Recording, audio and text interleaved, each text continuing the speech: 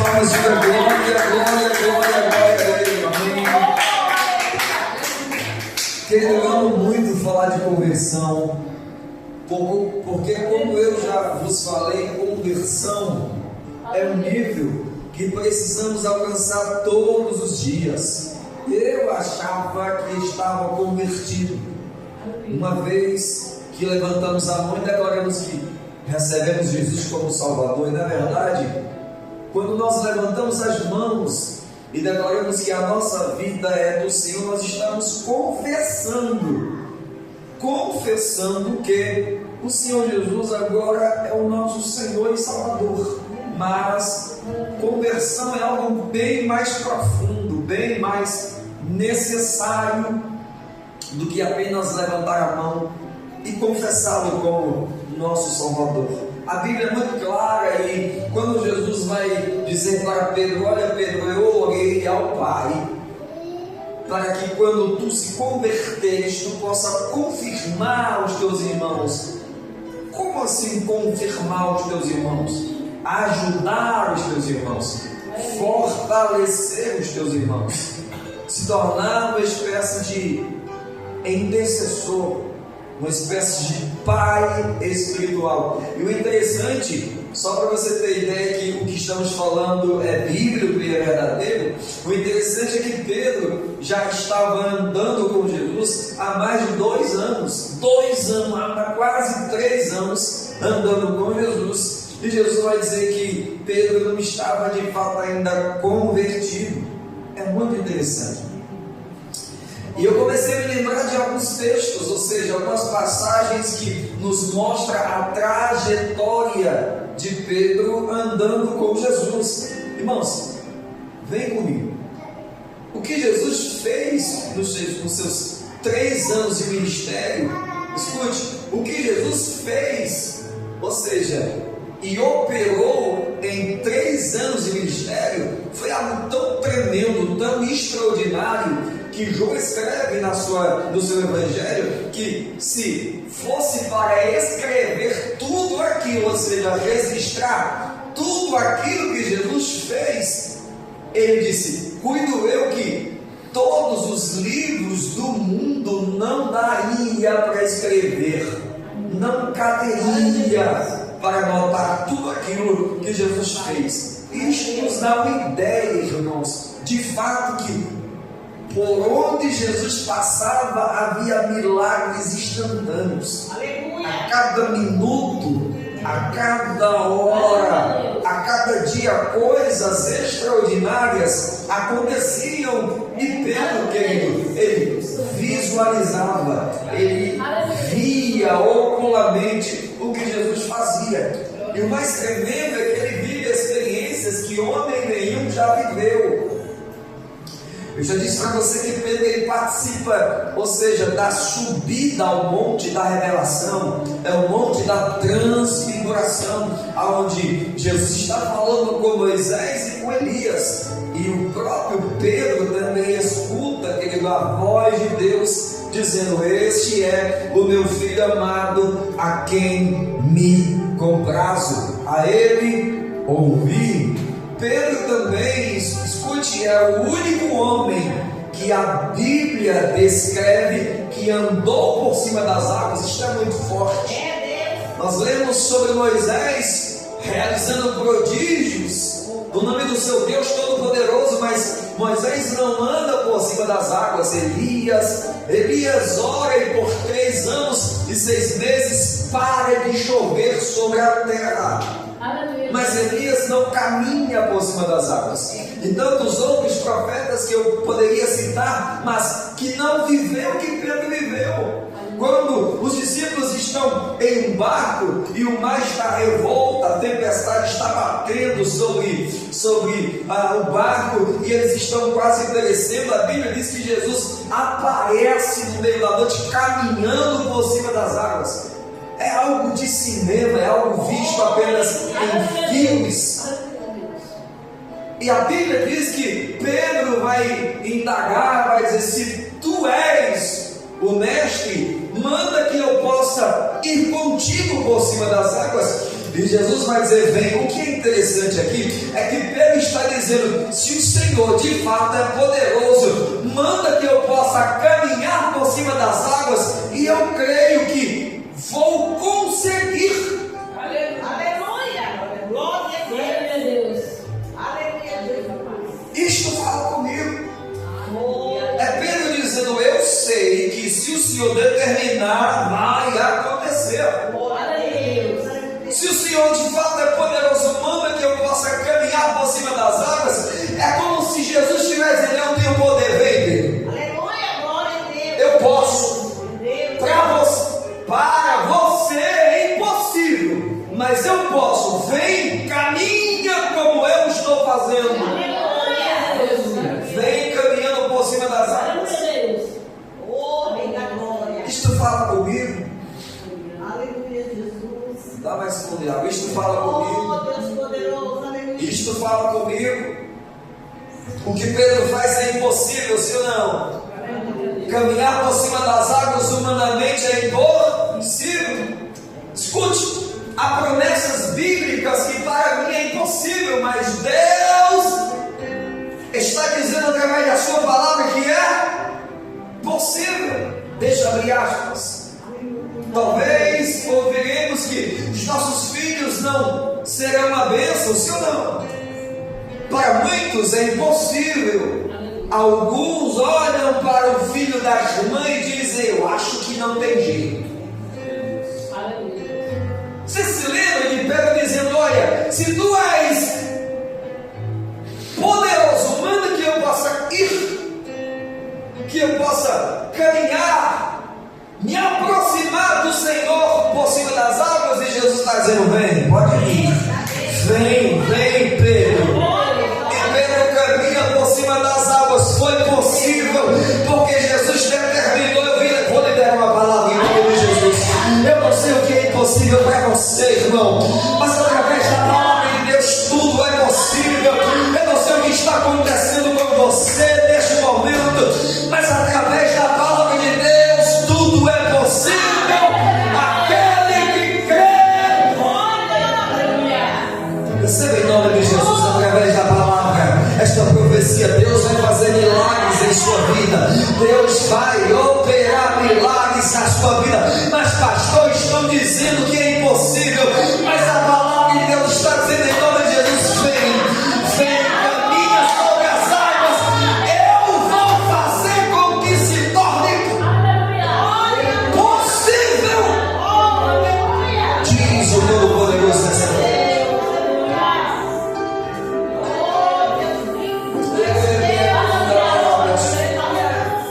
Eu só creio que é verdade porque está escrito. Se alguém tivesse falado para mim há anos atrás: você vai ser pastor e vai ser pastor de 2 igrejas, de 3 igrejas, de 10 igrejas, eu? Meu irmão, eu vou morrer no forró. Sim ou não? Mas Deus faz. Mas Deus faz com que possamos caminhar por cima das águas. E esse caminhar por cima das águas é um milagre que Deus faz. Quem crê, diga amém. Mas isto não quer dizer que Pedro está convertido, ele não está. Depois que Jesus está de fato se aproximando para viver os últimos dias ou horas da sua missão aqui na terra, ele vai dizer para Pedro: Pedro, eu permiti que Satanás possa te andar, vos peneirar. E a gente sabe o que significa peneirar: arrancar os pedaços indesejáveis do nosso ministério, para que possamos dar frutos. Há pedaços no meu ministério que não servem ainda, e que Jesus quer que possamos ser peneirados para nos tornarmos bom alimento.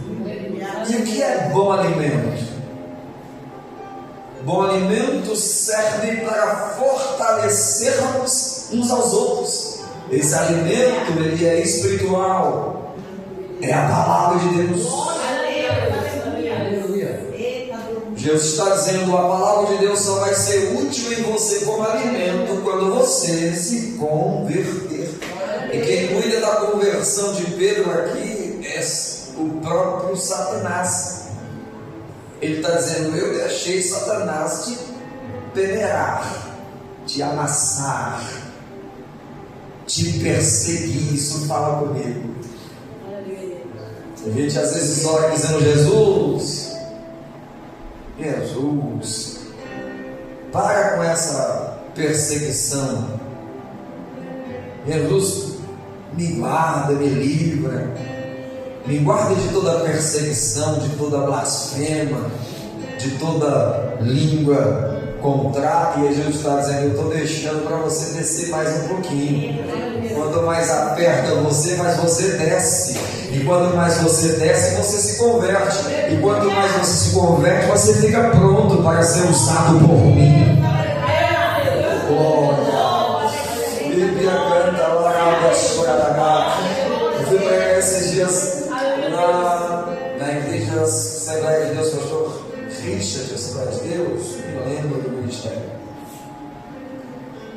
E eu nunca preguei sobre 1 Samuel capítulo 1, versículo 1.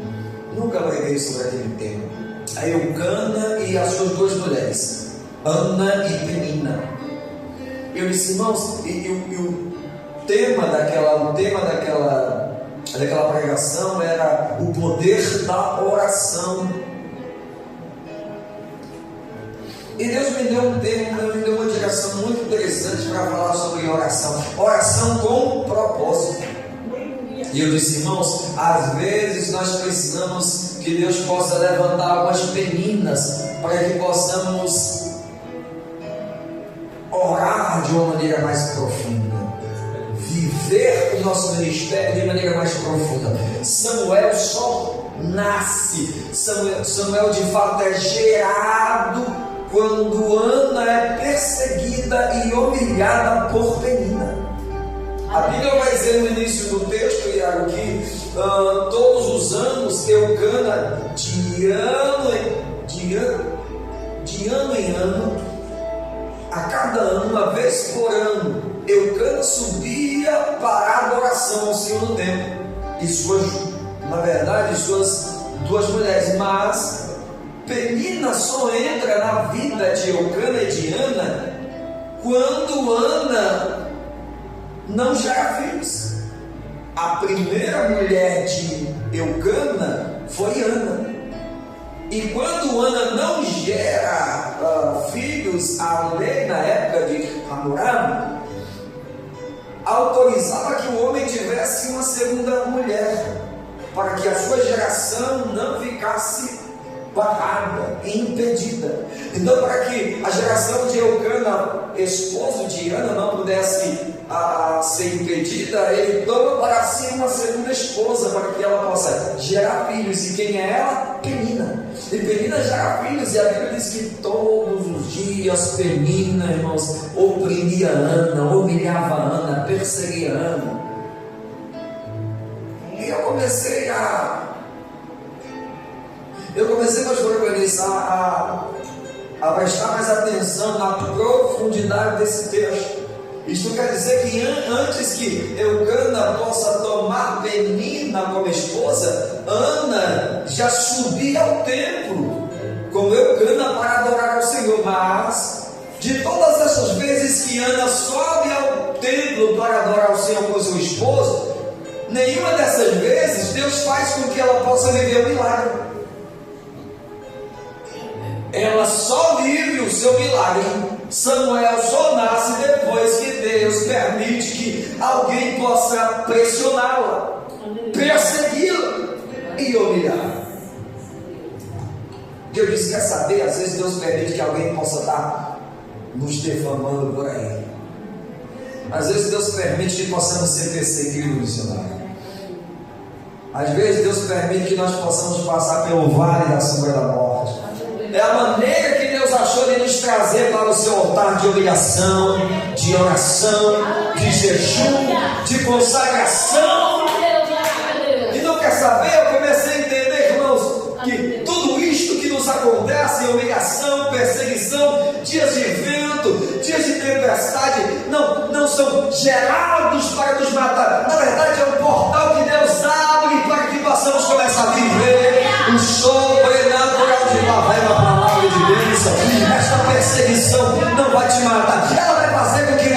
possa gerar frutos, ela vai te transformar em alguém mais forte, Glória a Deus. Glória a Deus. mais difícil de separado.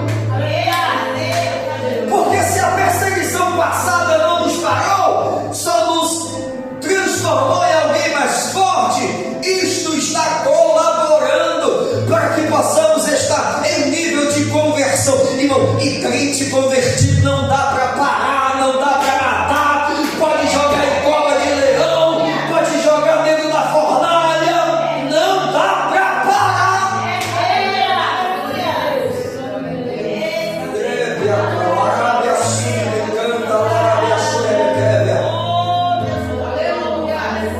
Quando perseguiram Jesus, o prenderam.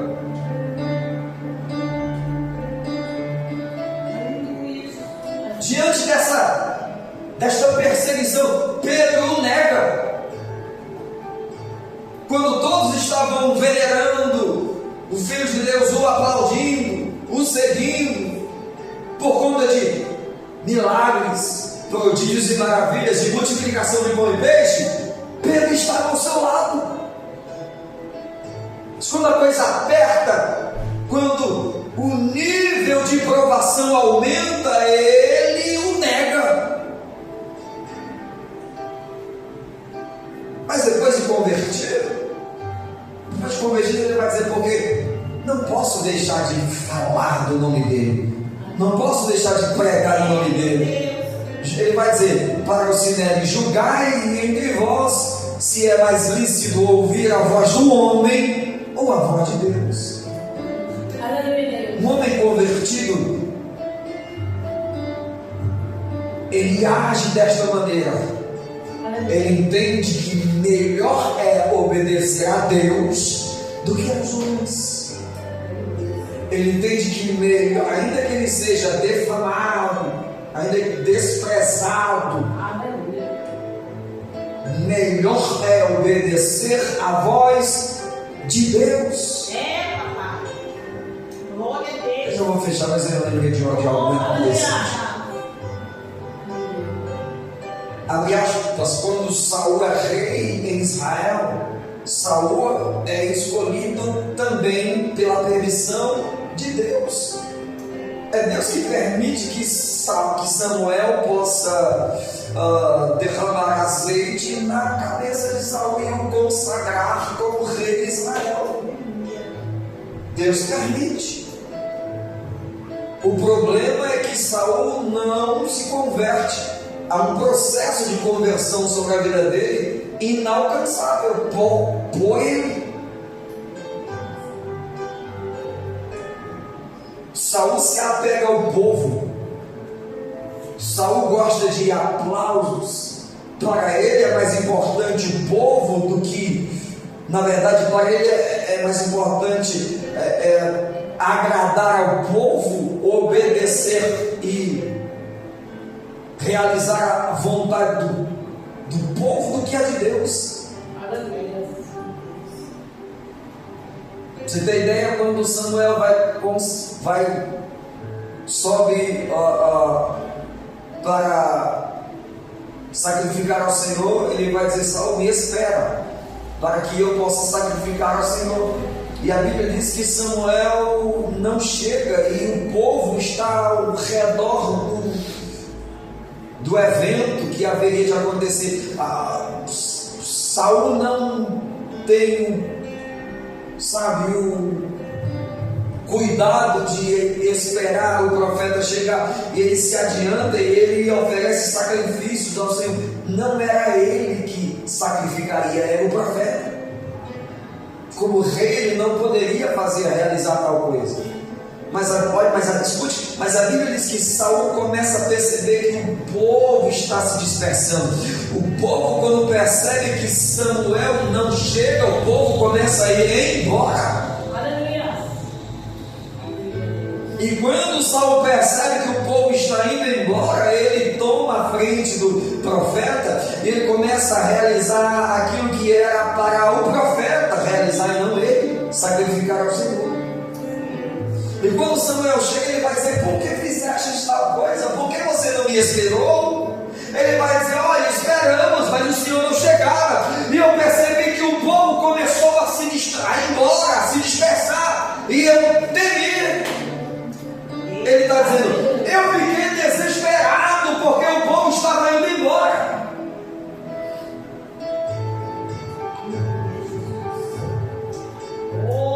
Samuel vai dizer: Saul, o Senhor teria aprovado o teu ministério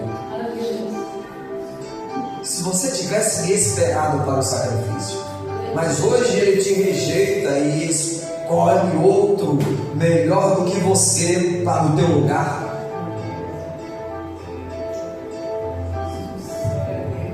Ou seja, ele não está convertido. Porque se ele está convertido, ele esperaria a vontade de Deus, ele esperaria o profeta chegar. E qual a diferença de Saul para Davi? Davi, quando está trazendo a arca de Deus para Jerusalém, a Bíblia diz que a alegria de Davi é tão imensa que ele arranca a coroa, arranca a capa, e a Bíblia diz que ele baila na presença do Senhor. E a Mical, que é a sua esposa, começa a dizer: que vadio, mas não tem vergonha, se misturando no meio dos servos. Ele vai dizer: diz tais coisas porque não conhece e não sabe porque estou vestido, porque me alegro na presença do Senhor, do qual Mical nunca tinha provado, mesmo sendo esposa de Davi. Quando Davi peca, quando Davi erra, a Bíblia diz que Davi, ele arranca a coroa, ele arranca a capa, ele se veste em pano de saco, ele se humilha, e ele vai dizer: Deus pode tirar tudo, tira a coroa, tira o reino, arranca tudo que tu quiseres, mas não arranca o teu espírito. Aleluia, glória a Deus. Aleluia, Deus. Ele se empenha na vontade de Deus, ainda que perdesse reino, trono, ainda que o povo largasse ou deixasse, ele escolhe obedecer e voltar a estar no centro da vontade de Deus. Glória a Deus. E para a gente fechar essa primeira introdução sobre conversão, coloca para mim a projeção, para acostumar com isso. Vamos ler 1 Coríntios capítulo 9, versículo 27. Oh, aleluia, Jesus. Continua. Glória a Deus. Última pauta. Oh, Deus poderoso. Primeira carta de Paulo aos Coríntios, capítulo Coríntios, capítulo 9, versículo 27. Primeira carta de Paulo aos Coríntios, capítulo 9, versículo 27. Aleluia. Glória a Deus. Aleluia, Jesus.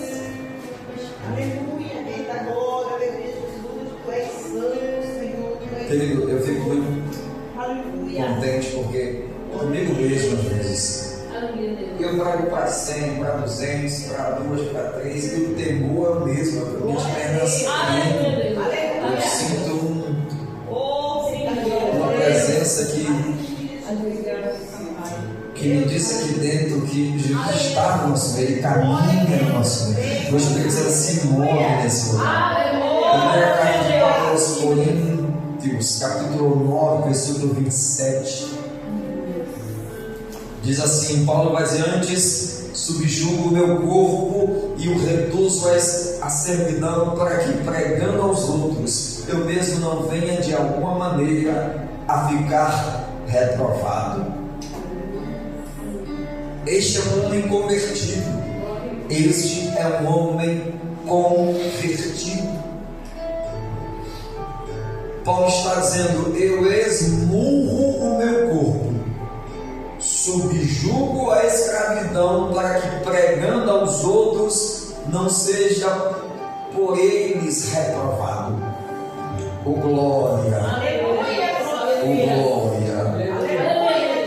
Ele está dizendo, e ele está nos ensinando, só pode haver conversão em nós quando nós decidirmos nos enfrentarmos a nós mesmos, esmurrarmos as nossas vontades, esmurrar a minha natureza de ser humano carnal para que a vontade de Deus se cumpra em minha vida. Ele está dizendo, quando o seu eu, a sua natureza humana quiser, ou seja, fazer o mal a alguém, esmurre a própria vontade e faça você o bem. Ele está dizendo, quando nós formos confrontados, apedrejados, rejeitados, a nossa carne, a nossa humanidade vai desejar praticar a mesma coisa. Sim ou não, irmãos? Quando você fica sabendo que alguém está procedendo de modo maligno com você, quando você percebe que alguém está tentando puxar o teu tapete, quando você fica sabendo que alguém está falando mal de você, quando você de fato percebe que alguém está, ou seja, vos tratando mal, vos perseguindo, quando você percebe que alguém não gosta de você, instantaneamente o nosso lado humano, ele deseja fazer a mesma coisa. E Paulo está dizendo, para que isto não aconteça, eu combato a mim mesmo, eu esmurro a minha vontade, subjugo ela, eu oprimo, piso em cima dela, para que pregando aos outros que precisamos amar, eu possa amar primeiro. Eu subjugo a minha vontade para que quando eu possa ensinar alguém a perdoar, eu mesmo já tenha perdoado. Porque se de outra forma ninguém vai acreditar na minha pregação, missionário. Ele vai dizer, quando eu prego que alguém precisa amar, eu próprio já vos amo em Cristo Jesus. Quando eu prego perdão, é que eu mesmo já liberei perdão. Isto é um nível de conversão. Isto é um nível de conversão. Porque alguém me ouvindo não me reprovará.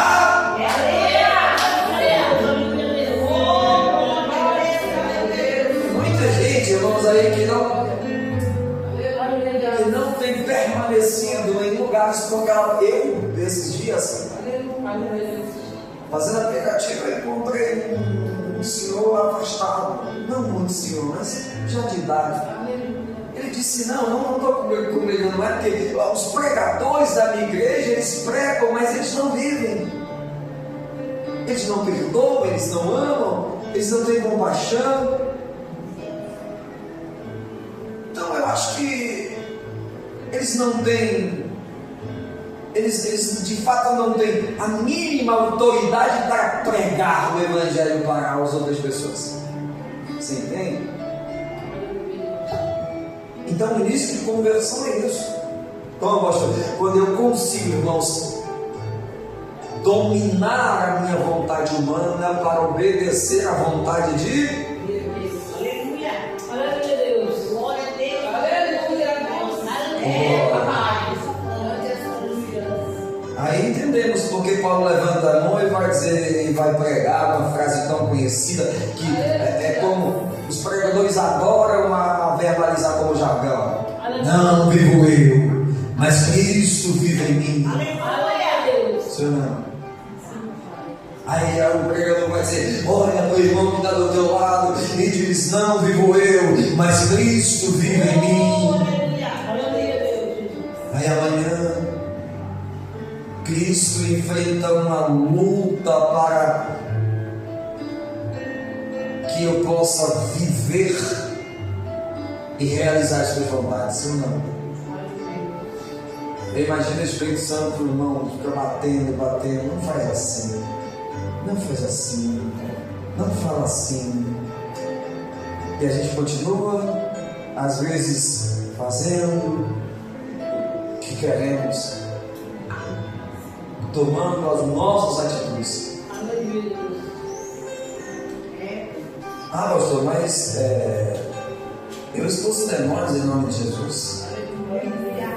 Ah, pastor, mas você não precisa me ouvir pregando, é sério, isto não é conversão. Ah, pastor, mas eu já caminhei por cima das águas, sério, Pedro também caminhou, isto não é conversão. Ah, mas eu sou consagrado a bispo, apóstolo.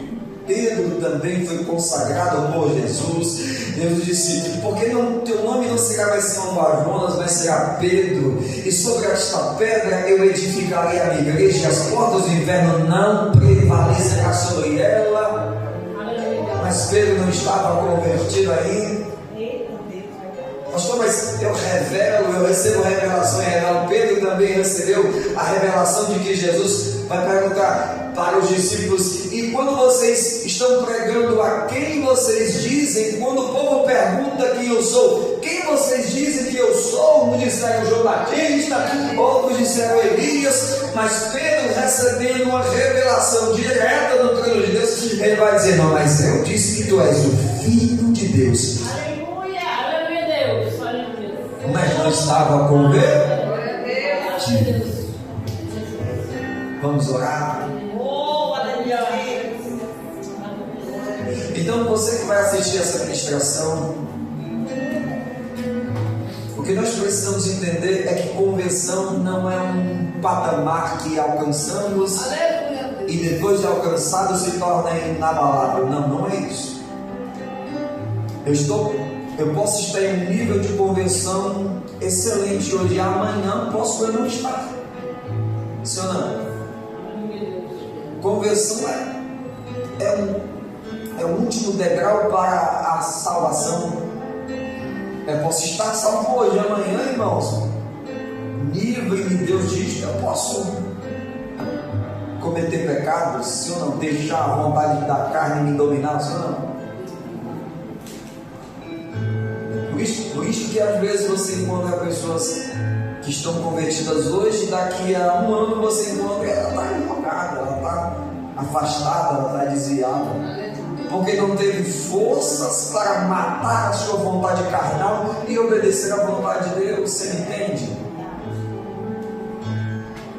Deixa eu só a introdução, domingo que vem a gente fala mais sobre isso.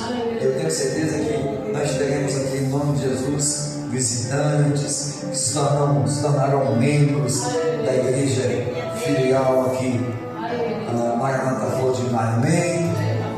Vamos orar.